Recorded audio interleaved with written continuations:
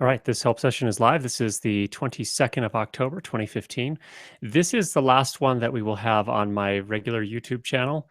We're actually going to switch over to a different channel. If you hadn't heard and you're still interested in viewing them, well, first of all, if you were enrolled in the course, the production sound for video and film course, I'll continue to send you emails on a weekly basis, giving you the time and the date and the link to join the session. But if you are not enrolled, you're also welcome to watch and observe and actually submit questions via the Q&A panel. And if you're interested in doing that, be sure you go over. Let me actually share my screen and show you. Let's go to YouTube here.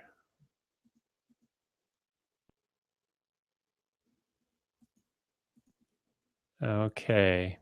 The latest episode is this one here, Asden Pro XD wireless lavalier system. I've got a link right here that takes you over to my new Google Plus page. So if you go to plus.google.com plus Curtis Judd Audio, that's where we're going to do the help sessions from now on. So if you go to that page and you follow me there, then you'll receive the notifications each week with the time that we've scheduled it and the date. And I usually schedule that on Sundays and then hold it sometime later that week. So just FYI, if you're interested in coming to watch these in the future. All right.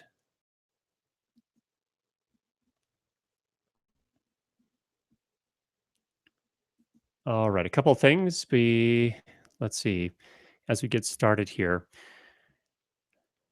I think probably the number one thing I'm working on this week is a review. I think you probably saw that. That was the video that I just showed you. Asden sent me this Pro XD wireless lavalier kit. This is the receiver. This is the transmitter and the lavalier mic. This is an interesting little entrant into the marketplace here, kind of a niche, interesting niche that they're serving. And this is the cable that connects it to your camera or audio recorder.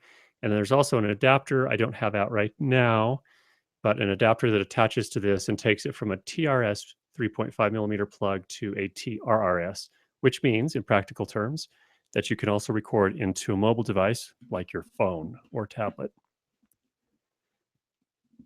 The thing that's unique about this system, first of all, well, the main thing I think is that this fits into a different league altogether. This is a $200 kit, $200 US.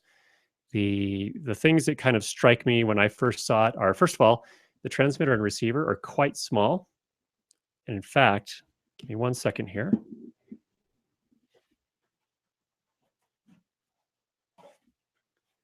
Here's a transmitter from the Roadlink system for comparison. Here's a transmitter from the Asden system.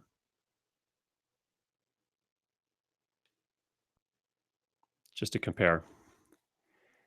I will say this right now. Again, the full review will be coming out later this week, but what I can say right now, this does not, in my mind, replace Roadlink or Sennheiser AVX.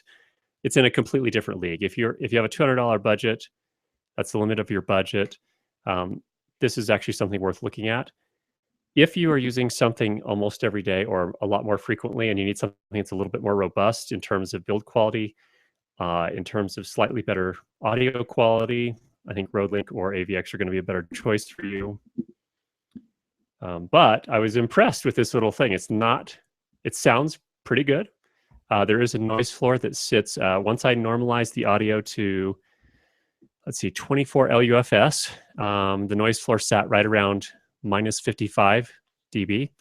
And yes, that's audible, but it's also something that you can clean up. And in fact, most inexpensive lavalier microphones, anything that's $100 or less, almost all of them have a noise floor that sits around that same area. So that's not anything unique to this system. Oh, it is digital, so it's not an analog system like the Sennheiser G3. This is actually digital. It operates in the same frequency as Wi-Fi, so it's 2.4 gigahertz. In the initial tests I've done so far as range and its immunity to Wi-Fi interference and RF interference from phones and things of that nature, this held up just as well or almost as well as RoadLink. So as long as it's within reasonable line of sight, it does really well. And it does really well in the test. Again, I took it in that same environment where that office building where we have 10 plus Wi-Fi networks. It did just fine in there. No drops because of the Wi-Fi, no drops from RF interference from phones. And it pretty much held onto the signal as well as the RoadLink did. So all solid on that front. Build quality is not nearly in the same league though. This is not only plastic, but it's a kind of a soft plastic that flexes. The hook here, or the kind of hook that you use to attach the transmitter here to the belt is it's plastic. It's okay plastic, but it's certainly not in the same league here. Like here, for example, the RoadLink has a wire, pretty tough wire clip there. Does have an antenna that sticks out. So that's always a little bit dicey. Antennas that stick out can always get knocked off or caught on things. It does have one kind of interesting feature here. Here is the input. Well, actually, let's turn it on here. So you can see on here, you have your signal, and there's the power signal. This is where the microphone, this is the microphone input, again, 3.5 millimeter. But it also has on this side, see if you can see it here, another input and a switch. And that input is sort of an auxiliary input. So what that means is you could actually connect your phone to this if for whatever reason you wanted to also bring some audio in from your phone at the same time you're recording. The first thing that comes to mind is podcasters use this app called Boss Jock. I don't know what it's called. Sort of a jockey kind of thing, disc jockey thing. But you can actually, it's a three-way switch. You can set it to microphone in, auxiliary in, or if you put it in the middle, you can get both the mic and the auxiliary in at the same time. So kind of an interesting feature that I haven't seen on other systems before. The battery's inbuilt, and I don't know how long it takes. It does have a, oh, I thought it was mini. It's actually mini USB, not micro USB. So that's how you charge the battery right there. And the battery has a rated life of 300 cycles. That means you can charge it 300 times. So some people are seeing that as a downside, but again, at this price point, good to know that that is a potential limitation.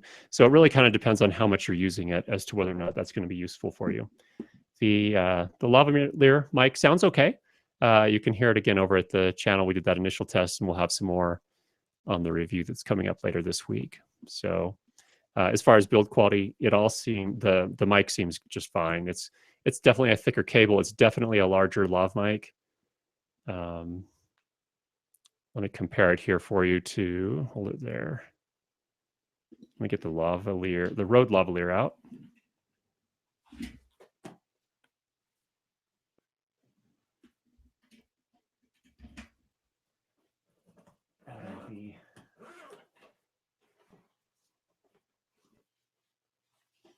So again, it's a little on the bigger side, but here is the Rode lavalier for comparison.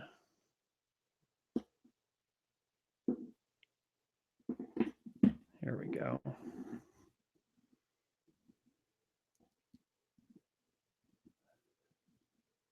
Trying to hold that up so you can see them. So it's definitely on the larger side, but nevertheless, again, in that price range, not a bad deal. So the funny thing is I get, again, I think I mentioned this before, but one thing I get is a lot of people will come. I've had this question, I can't count how many times, where someone that wants to start a prank channel at YouTube comes to me and says, hey, what's the best wireless lav system for doing prank videos? Here's an option for those guys. And it's actually an option for those that are on a tighter budget as well. So yeah, there's some things you sacrifice in terms of, I think the overall build quality of the receiver and the transmitter are not the same as RoadLink, but again, it's half the price of RoadLink as well. So the things that matter the very most, like its ability to hold a signal without dropout, is pretty good. Does have a noise floor that's audible. So it's not like it's a pristine, clean thing. So it's kind of interesting. I think it's cool that Asden has essentially delivered a wireless solution in a niche, about $200 niche, that there's definitely, I think, a demand for that market. So I think overall it's a pretty decent little option if you're operating in that market. Now, again, it's not for everybody, but pretty good option for those that need something in that market. So I see that we have 3 viewers here. Thanks you guys for joining us. If you are watching at YouTube, I'd invite you to come over to my Google Plus page. The nice thing about the Google Plus page is that you can submit questions. And in fact, let's pull up the Q&A panel and see if we have any questions right now. No, we do not. So again, if you wanted to go over to the Google Plus, plus.google.com, do a search for Curtis Judd. If you go to my profile page there, you will see this Hangout session, Hangouts on Air. And if you join that there's the Q&A interface that you can send questions in. All right. What else am I working on? I've done some more recordings with the, I think for years I've had this Zoom H1, which I think, again, I still think that this, if you need and I put this in air quotes, a wireless solution, I think this is technically not going to connect to your camera and transmit wirelessly, obviously, but if you hook a lavalier microphone up to this, hide it in the pocket of your hide this in the pocket of your talent, that is actually a pretty high quality sounding solution. You do have to sync it in post. So you have to sync the audio recording to the video recording, but that's worked pretty well for me. However, one thing that people have asked about for quite a while is, how does this Tascam DR05 compare to the Zoom H1? So I bought one and I've been recording with it. It is a little bit bigger than the Zoom H1. We may have talked about this before, so I apologize if we have, and this is not news to you. But here in terms of size, the Tascam is definitely wider and they're about the same thickness. But there are a couple things that the Tascam has going in its favor that make it so I actually prefer this one. Again, I bought both of these with my own money. The nice thing about the Tascam is that the audio input is on the top. In practical terms, what that means is that when you connect a lavalier microphone, well, let me give you a better example here. If you connect a 3.5 millimeter lavalier microphone, it's coming right off the top, so it's a lot easier to stick it in your pocket.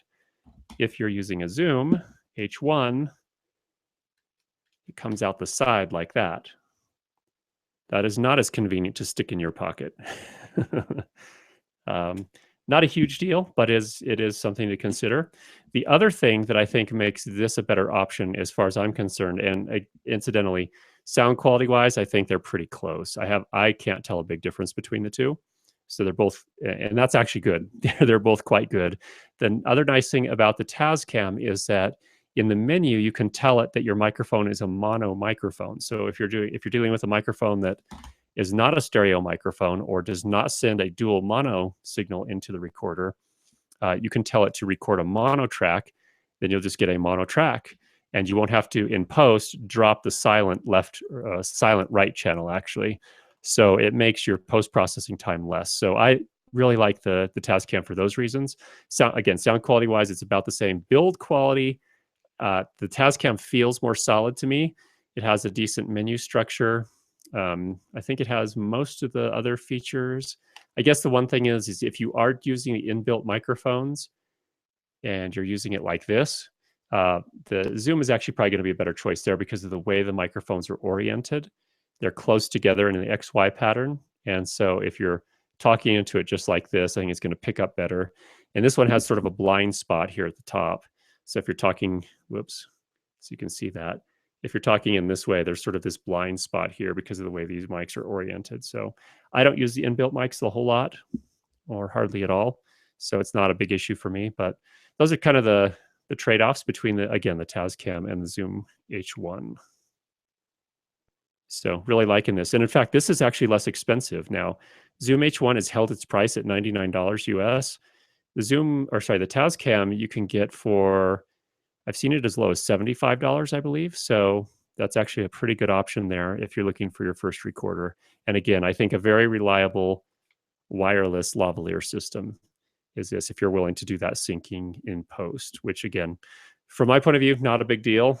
Some people, it's a showstopper, but if you need to get in less expensive, that's an option for you. All right. We'll probably have a review of this coming up before too much longer, the Tascam, as I get time. I still haven't finished my Zoom F8 review, still working on it, but I can tell you Zoom F8, again, for those that are, pardon me, for those that are in the market for a recorder in that price range and that has that the capabilities, 8 microphone inputs, fantastic preamplifiers. It's turning out to be a very, very good recorder, and I have absolutely no regrets having purchased it. Yeah, it's not perfect. I did a piece on the limiters, which probably some of you saw. The limiters are not analog, so they're not perfect. They're not going to catch all potential issues, but in practical terms, I still think the recorder is really good. Again, because it has a very seemingly very wide dynamic range on its preamplifiers. You don't have to rely as much on the limiters, so it's kind of a nice bonus. So overall, again, I'm liking that. I do have to dive in a little bit more into the app, the iOS app that you can use for mixing. But other than that, I think we've covered most of the things that I wanted to cover on that in my initial impressions piece on the Zoom F8. So if you haven't seen that and you're interested, you can see that over at the channel. We did our first piece on Audacity, and feedback seems pretty decent on it. People seem interested in that. I want to be kind of careful about talking. I don't want to.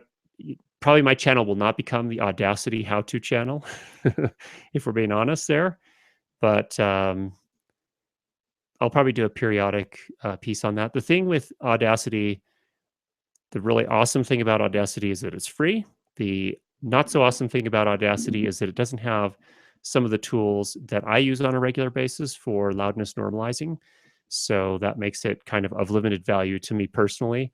However, if you don't have a budget, I think it's a great place to start, and it's definitely worth using so that you can learn how to do audio post-processing. So as I start to put together this this course that I'm working on for audio post-processing for dialogue, for film, I will probably do some of it in Audacity just to kind of illustrate how that works overall. But probably the focus will be in Adobe Audition, because again, in Adobe Audition, there are some things you can do that Audacity just can't do.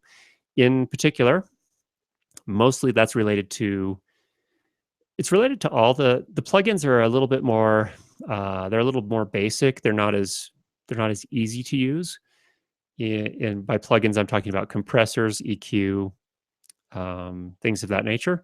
Noise reduction is not as sophisticated, but it actually works okay. It actually does a pretty good job. And in fact, when I applied some noise reduction on my most recent episode over on the channel, it worked pretty well. But Audition's plugins are a lot more full-featured. They tend to have more flexibility to them, more settings that you can use that really kind of help you dial things in nicely. And but most importantly, what Audition has that Audacity doesn't have, and in particular, the new version of Audition that will be coming out in the next month or two, is they have loudness tools. And one of the things is, if you're producing on a regular basis, especially, you know, like episodic video, where you need consistency from piece to piece, and actually anything that you post online or anywhere, actually, you need to really kind of be able to get some consistency in terms of your overall audio loudness.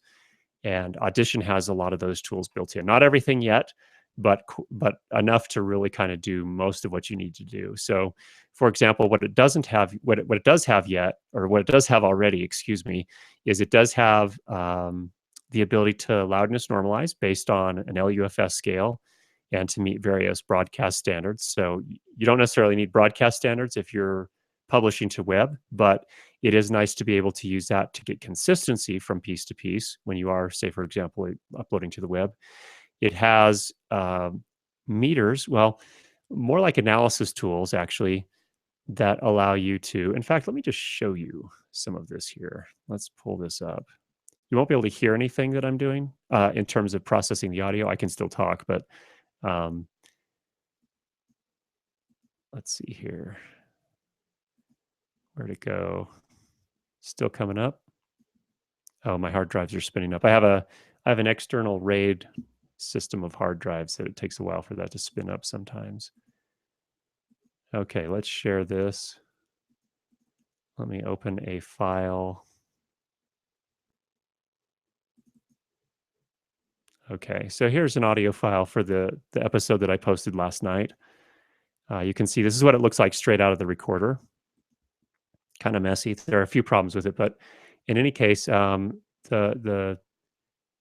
are some of the examples of the things that Audacity has that Audition doesn't. First of all, true peak amplitude. So it's able to read in an entire file what your true peak amplitude. That's difficult to say sometimes. So for example, here we're at minus 0.2 dB true peak. And you'll notice that's a little bit different than the peak amplitude. We've talked about this before, so I don't want to bore you if you've already learned about this, but the main idea is, let me show you what that means in practical terms. So as we zoom way into this waveform, you can see at some point we start to see these dots. These are called samples. And you know, when you record, you set the sample rate. That's how often it's going to take another sample. And in this particular case, for example, we're at 48,000 hertz. That is to say, we're recording 48,000 of these samples per second. And what happens is that we're not seeing it here necessarily, but sometimes in between two samples here at a peak, the actual, if you were to actually draw a line between these two samples, it can actually exceed the individual sample. So it can actually it can have a stronger amplitude or a larger amplitude than the actual sample itself. And that's what true peak is all about measuring. It is measuring, does this line in between two samples at the peaks ever exceed one of the samples themselves, if that makes sense. And I don't know. Let me see if we can find one where that actually does happen. It's going to be tough in this file, I think. Yeah, it's not really obvious there if it does. Maybe try over here. No. I don't know that we'll be able to find one. And these are like we're talking about amplitude. We're talking about samples that are transients. Whoops. Let's come back over here. That are pretty extreme. So again, you can't see it visually in that one. But that's what true peak is about in any case.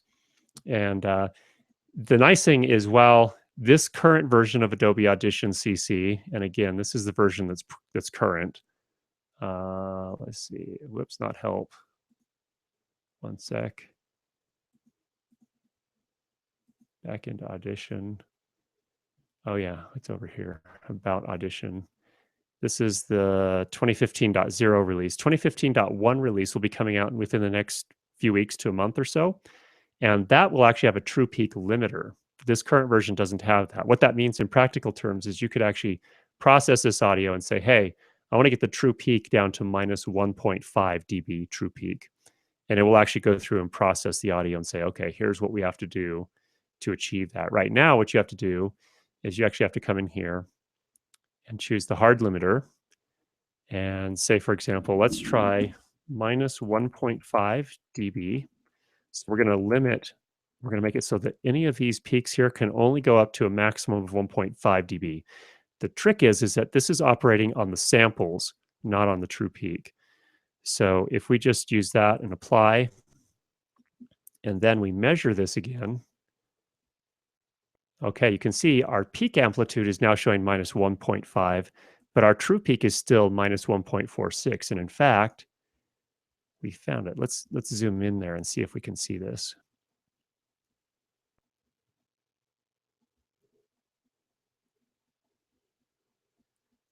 Again, yeah.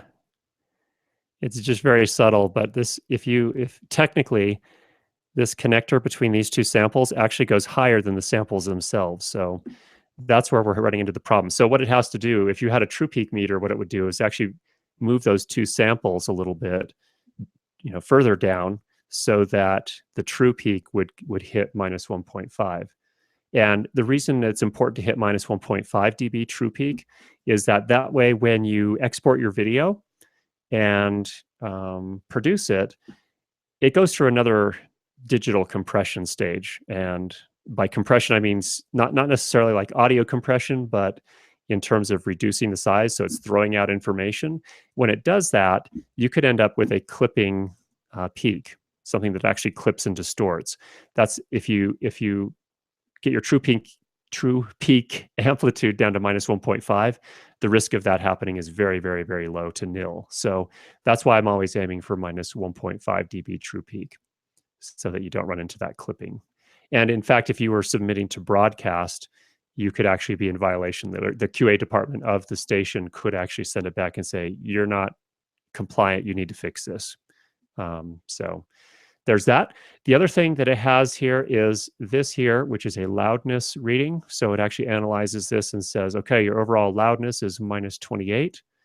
That's actually not loud enough for most cases. In other words, what I mean by that is that if you sent this up to YouTube as an upload with your video, and someone came from another video that was well produced, they're going to have to turn their speakers up quite a bit to hear this at the same level. So that's why you want to kind of have that consistency. You don't want to be the guy that's producing videos out there that are a ton quieter than all the others.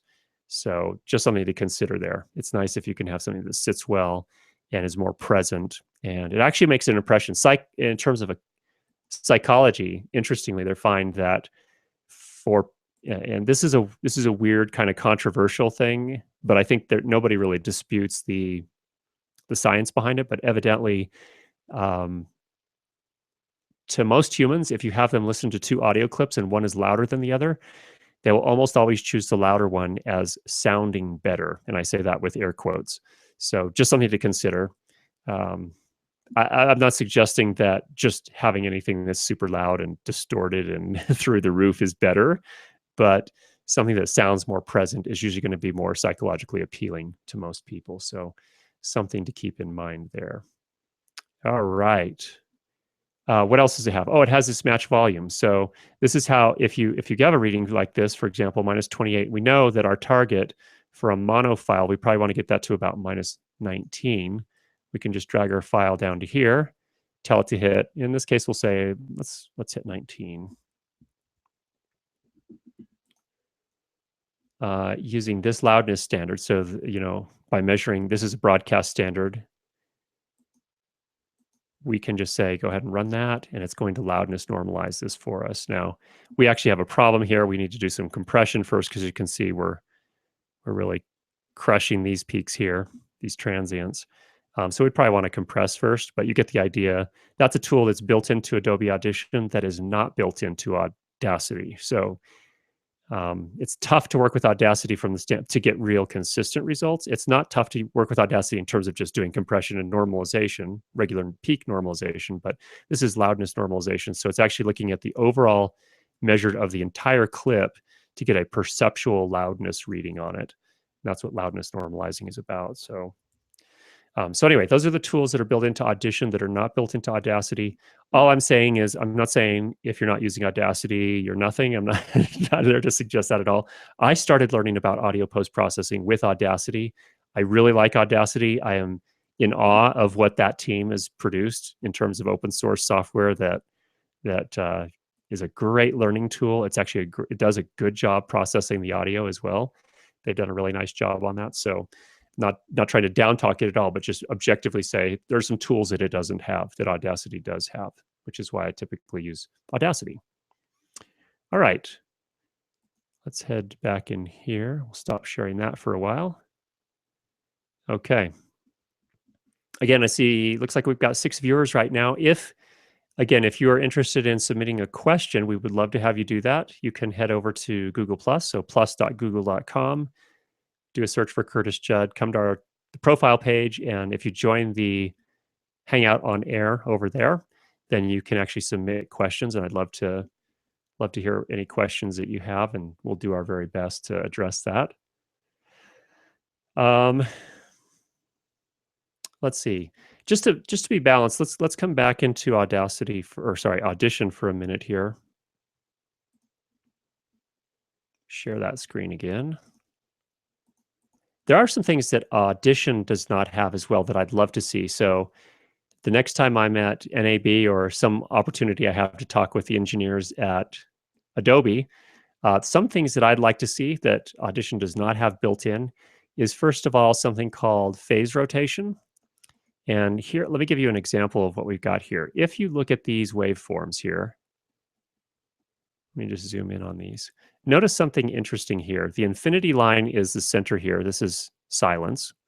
But notice, for example, this waveform right here. You notice that there's a lot more body to this waveform on the bottom side relative to the top side. And you see that again here as well.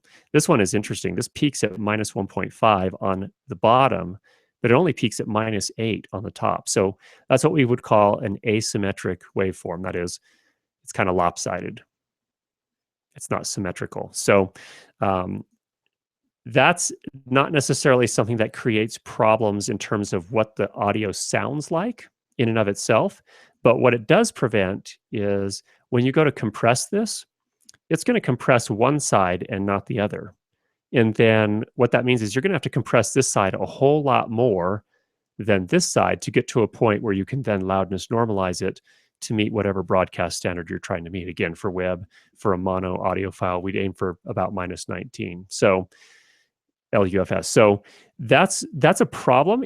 And all that does is if you have a tool like a phase rotation tool, it can actually even this up. And let me just illustrate what I mean. To do that, it's a little bit wonky here on the Hangout on Air, but let me just show you. I have to use a plugin here because, again, Audition doesn't do this. I have to use Izotope to show you. And I have to reshare that. So give me just a second here. I'm going to stop presenting that. And we're going to now present this instead. Make sure that worked. Yeah, that's working. Okay, so this is Izotope. Watch this. So again, we have these asymmetric waveforms as we look in. Again, there's a lot more on the bottom than there is on the top. Go to channel ops and they have this adaptive phase rotation. Leave that checked. Process, watch what happens to these waveforms.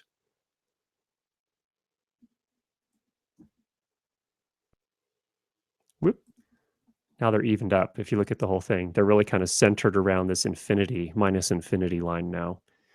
And again, that's not going to necessarily change the sound. The audio will still sound the same. The nice thing is, though, and what it does by you, is that when you go to compress it, it will pull in these peaks from both sides. So you don't have to do as much compression to then get to the point where you can loudness normalize it to something that sounds very present, like minus 19 LUFS. So that is something that I would love to see. I would Adobe add to Audition. They're certainly capable of doing it. They've got some great engineers and they're producing great software. So certainly they could do that and love to see that. The other thing I'd like to see is a true peak limiter. That is supposed to come in this next version that comes out in just a couple of weeks here. One thing that was kind of interesting for video people that's coming in Audition, and really kind of, it's interesting, Audition, I think Adobe at this point sort of realizes, you know what, most of our users are not using Audition to produce music because that market's flooded. Pro Tools. There are all sorts of digital audio workstation applications out there, audio, multi-track audio applications out there for musicians where they're producing, lots of different audio tracks to produce a song. And that market's really taken largely by Pro Tools. It's taken by, I think Steinberg has an offering. Apple Logic is out there. There's another one that I really liked called, there's Cubase. There's, what's the other one? Reaper is one that I used for a while, which I really liked as well. So there are tons of those. But what Adobe has realized at this point is, hey, seems like the filmmakers are kind of coming to our app. So they're starting to add more and more features that are related to filmmakers. And one that looks really quite interesting to me is a feature that allows you to cut music and video together more easily. And what it does is if you put a song as in essence a soundtrack in for a piece of video that you're editing, it will actually edit that audio. It'll actually go through and analyze the beat of the song, figure everything out, and actually, if you need to shorten or lengthen the audio, it'll actually automatically do that, which is pretty amazing. We'll have to see how well it really works. In the demo, it worked beautifully, of course, but that was a demo. But it'll be interesting to see how well that works in real life because there have been a lot of times, for example, when I'm cutting a piece, corporate video, the client wants to use this particular song. The song is either a little too long or not quite long enough. And so there's always this kind of awkward back and forth about, okay, what do we do? Do we cut out part of the song? Do we, fade out? Or how do we manage this? And if Audition could actually make that process a lot easier, that would be a very, very cool feature. So we'll see what that looks like. Again, I haven't tested it yet. I'm using the same version that everyone else is, but that'd be really interesting to see how that works out. Um, let's see. Other things I'd like to see Adobe Audition do. I think the noise reduction is pretty good in Adobe Audition, but it's not as simple as it could be, and it would be interesting if they could add some things that would make that process a little easier there. We actually got a first question here. Rick Pollack. Thanks, Rick, for your question. And this is actually a very good question. Do you start your post-processing with the adaptive phase rotation in Izotope RX before you compress and normalize in Audition? Well, I think, yes, the answer is typically yes, I do. Here's some other thing about asymmetric waveforms that's interesting. Almost always I will see it on male voices. Actually, not always, but more often, almost exclusively on male voices. I almost never see it on female voices, which I think is kind of interesting, first of all. So if you're working with female voices, not usually as much of an issue, and then I don't even bother with it typically. Probably in my experience, about 50% of men's voices will have asymmetric waveforms. I don't know why that is. I don't understand the physics behind it, but that is something I see. Before, Rick, that's a good question. There was actually a plugin that I used for a while, and let me show you that. It was a little less expensive. RX is very expensive, as we talked about before. RX Advanced, actually, which is the version I have. I bought it with a bunch of other plugins, but the overall price tag on that was $1,500. Obviously out of reach of most enthusiasts, but this is a plugin that I did use before that. It's not quite as good, but it's worth showing you. So let me just see if we can share that real quick here. All right, we're back to our asymmetric waveforms here. If I come into effects, this is one that I purchased. I think it's still here. Yes, Presswork. And let me just make sure we're sharing that. If you guys can see that, no. I have to reshare. Just one second.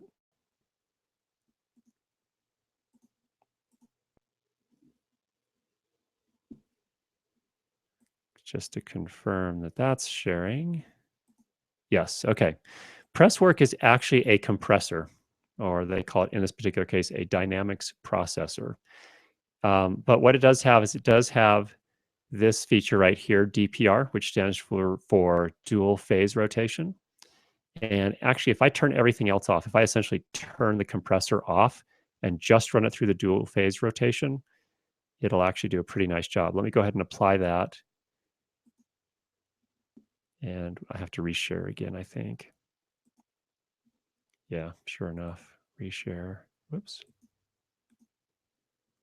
Back into Audition. You can see it straightened up those waveforms pretty nicely. So that's a little bit less expensive. I believe that particular plugin cost me somewhere around $80, as I recall. So there's still definitely a price there to it. It's not quite as good as the Izotope version, but it does pretty well under most cases, most circumstances. So if I didn't have RX, in fact, before I had RX, I was using Presswork. And that's a German company that makes that. Actually, let me go see if I can find it here, and we'll share with you just so you can see where that's at. Sharing back and back and forth. This is a little, stop that one, share. Back to the browser. Let's come in here. We'll do a search for Presswork. ERK again. Yeah, the company is U-HE. And I don't think that's what we want, is it?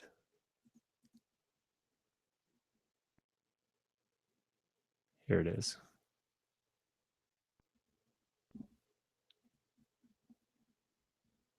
And here it is. Let's see how much it costs now. I hope they haven't raised the price. It's actually a good compressor too, incidentally. Oh, I don't know if I have this updated version. That's good to know. Oh yeah, see, they have raised the price since I bought it. 129. That's EU, so it's probably like 150 US is be my guess. Let's see.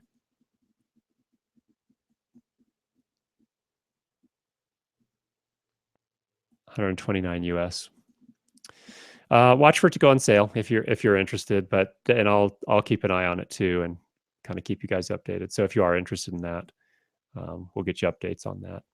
So that's phase rotation, and again, what it really just buys you is a little bit more headroom so that you can compress a little bit more without affecting the audio quite as much before you loudness normalize your amplitude up again to get kind of consistent, very present sounding dialogue.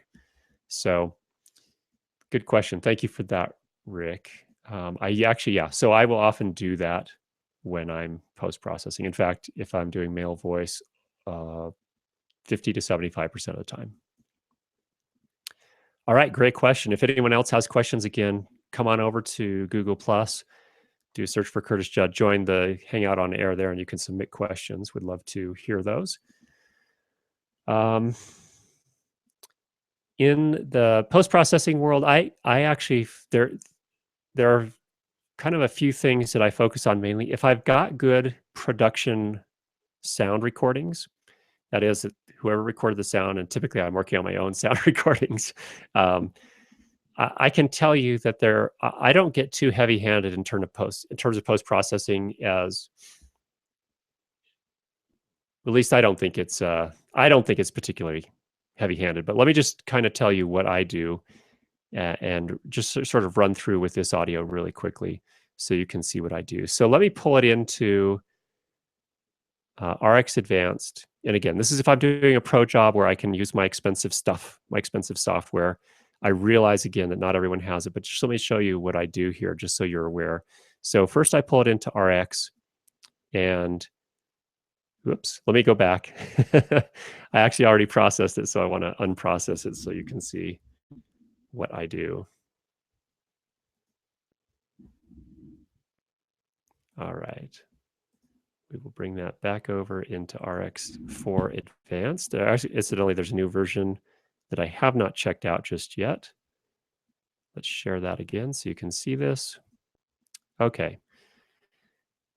Here we are in RX4 Advanced, and let me just run through what I would typically do for something like this. So first of all, there's some noise up here at front that I don't need. And then these waveforms right here, I can't play it for you here on the Hangout on Air, but these waveforms right here, these are my claps that I'm going to use for syncing the audio. So I don't really need anything before that. So I just highlight it and get rid of it. It's just noise that gets in the way and don't need it. Here at the end, likewise, I'll sometimes just chop that off. That's just noise post-recording that we don't need.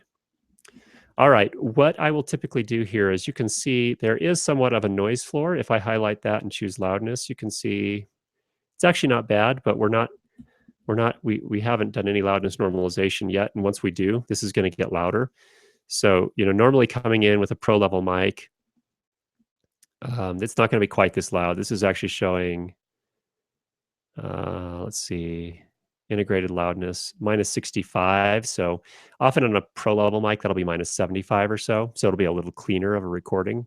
But what I would do is if I do have some noise, I might actually use this denoise module first. And I really like this over what's available in Adobe Audition, because you can go to this dialog denoiser tab here, set it to auto, and it is super straightforward. You tell it the threshold, And in this case, well, I'm just going to leave it at 0. Almost always leave it at 0. I can choose the amount of reduction in terms of dB, I believe that is. And usually I like to do a lighter pass first and see how that works out. So I'll go ahead and process. You could actually preview it as well. Again, we can't hear it on the Hangouts on air. And I'll do this before I do the phase rotation, because when you do this noise reduction, it's going to kind of tweak those waveforms anyway. So let's see what that did as far as noise is concerned. If I highlight that again and look at the loudness, now you can see it's not applicable.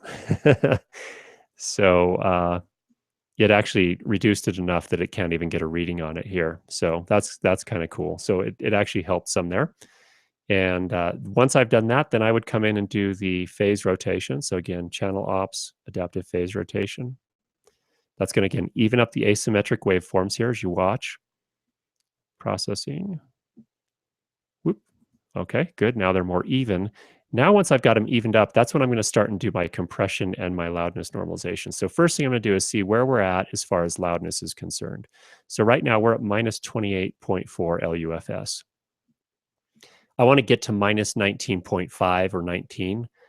And what I've got right now is a true peak of minus 3. So I've got to get that true peak down. So because I need to buy myself almost 10 dB of space to make things louder, 10 dB of headroom, if you will. So I've got to kind of take these transients here, and I need to compress those down so that then I can take the entire waveform and bring it up or amplify it. So that's where I'll pull out my compressor. And let me just double check that you guys are able to see this stuff. No, you're not. I got to share that again. 1 second. Sorry about that. It's funny how it works. As it pulls up a new window, it doesn't actually show that. Let me just see if I can share my whole desktop. There's a way to do that.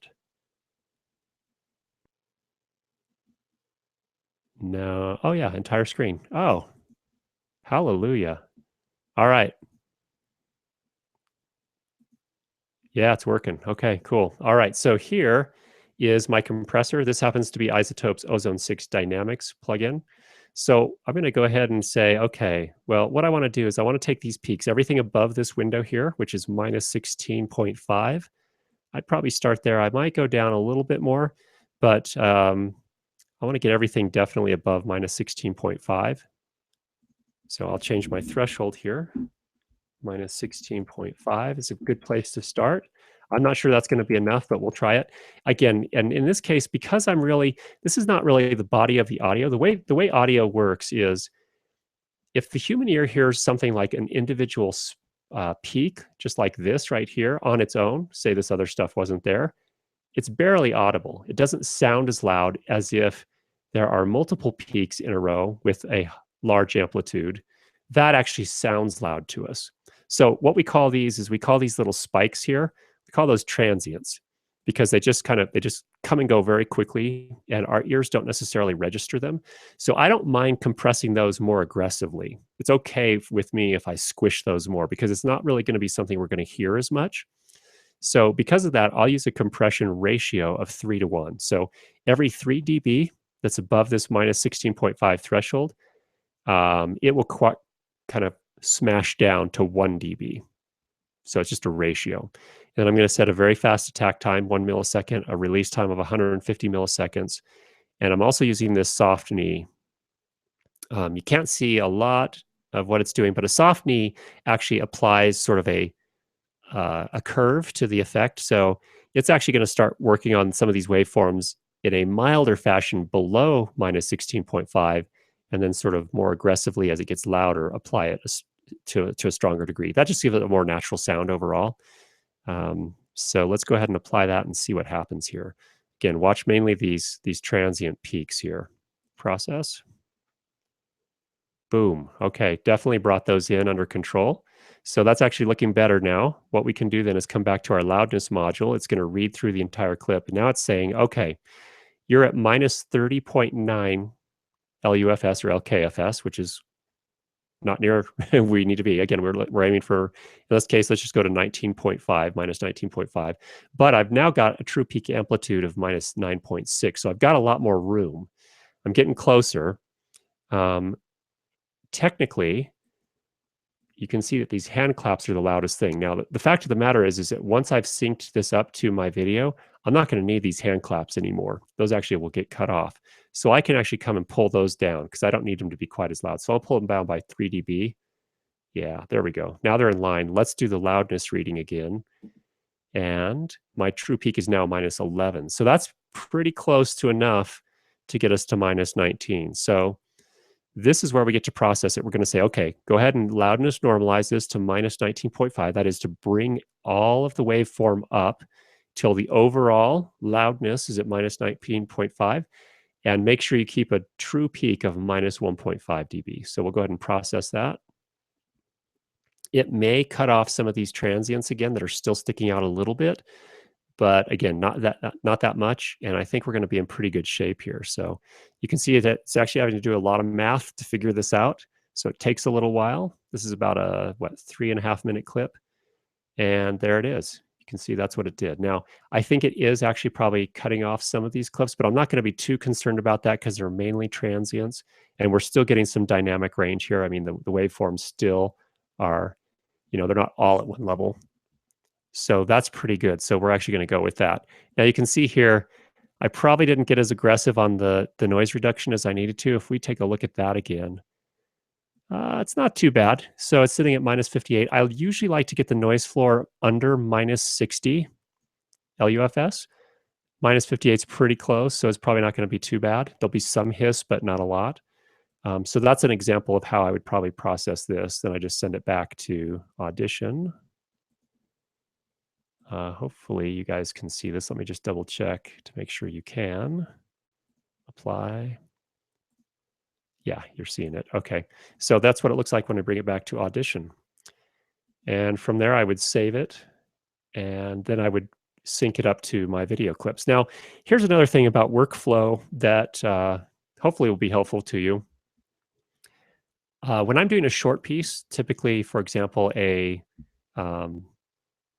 like a corporate video piece, and in the end, those pieces are only going to be about 2 to 5 minutes generally. So when I'm bringing my assets in, my video clips and my audio clips, I don't have that much material. I may have maybe a grand total of 15 to 20 minutes of material if I'm kind of nailing what I need. I actually, in that case, process the audio first. And then that way I can bring the video and the audio into my video editor application of choice, sync them up right there, cut, and then I don't have to do this round trip back to Audition. That's already done. All the audio is already processed, and that just kind of makes it a little easier for me. That works if you're doing a short piece. If you're doing a feature-length film, not so much. And the reason why you could do it that way, but you're going to use a lot more time because in a feature-length film, for example, say it's an hour and 45-minute film, in terms of raw footage and audio clips, you're going to have probably 15 or 20 hours of stuff to work on. So that's why they typically do the edit first and then send it to audio afterwards. So workflow-wise, it just depends on what you're doing. Again, if I'm doing short pieces, I'll almost always do the audio processing first. All right, let's see. Oh, we've got some... Yes, let me see. We have some more questions. Okay.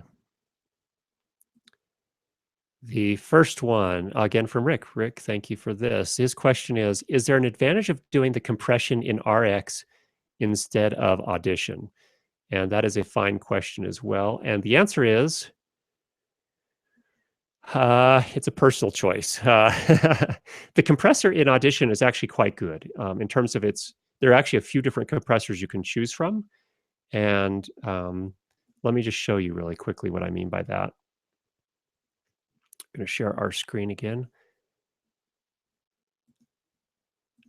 Entire screen, share. Come back into Audition. Okay. Now let's just undo this so we are back to our original file here. The built-in compressors, there's a single band compressor, which is when I've done in my previous episodes, I've used this one because it's a very simple compressor. It has threshold ratio, attack release, and makeup gain or output gain. This is a good one to learn with because it's not too complicated. But in terms of processing, it does quite fine. But there are also some more sophisticated compressors in here. There is a well, I don't know if this one's more sophisticated, but it is a tube modeled compressor. This is supposed to sound a little bit more analog. If your ears can hear that difference, that's awesome because you've trained your ears pretty nicely. But this one's actually, as you'll notice here, is actually was made by Izotope. So Adobe actually licenses this from Izotope. This one's good too. Again, it's made mainly for music to give kind of a warmer, more analog feel to it. But I've used it before. I think it works great. It's also fairly simple. But there's also this multiband compressor, again, also licensed from Izotope. So again, high quality processing. This one's a lot more sophisticated, and I wouldn't spend a lot of time in this one learning because it's a lot more complex to get this one to work. But this one has a variety of different uses. You could actually use it as a de-esser. So if you get a lot of sibilance in a recording, you can actually use that. So it's really, I would say, Rick, it's really what you're used to. The reason I do it if I'm doing a serious job again, one that I'm getting paid for, I'll typically do it in Izotope RX Advanced because I'm already in there to use the loudness tools because I prefer those loudness tools, and it has a true peak limiter, which makes things a little easier and quicker. So just because I'm already there, I'll use the compressor that's there. Also, that compressor that is available in, it's actually not RX4, that's actually Izotope Ozone, that compressor that I was using. It also has a soft knee feature. It also has a couple of other features that they don't have here in Audition. Are they that important? Certainly not when you're learning how to use a compressor. I like the soft knee because it has a more kind of natural effect. It tends not to crush. It's not as obvious that you've used a compressor with it when you use that. But that's a pretty kind of persnickety thing. It's not as if everyone's going to notice that anyway. So again, I think Adobe Audition is a great place to get going. I don't think that there are tremendous, enormous advantages to using the compressor that I just showed you there in RX4, aside from the fact that it's just convenient in this particular case. So, and it does have a couple features that, again, most trained ears aren't going to be able to hear the difference. But if you're really kind of trying to take your production value to next level and you have a budget that you can work with, it's a great tool. Excuse me, just a second here. Need to get a sip of water.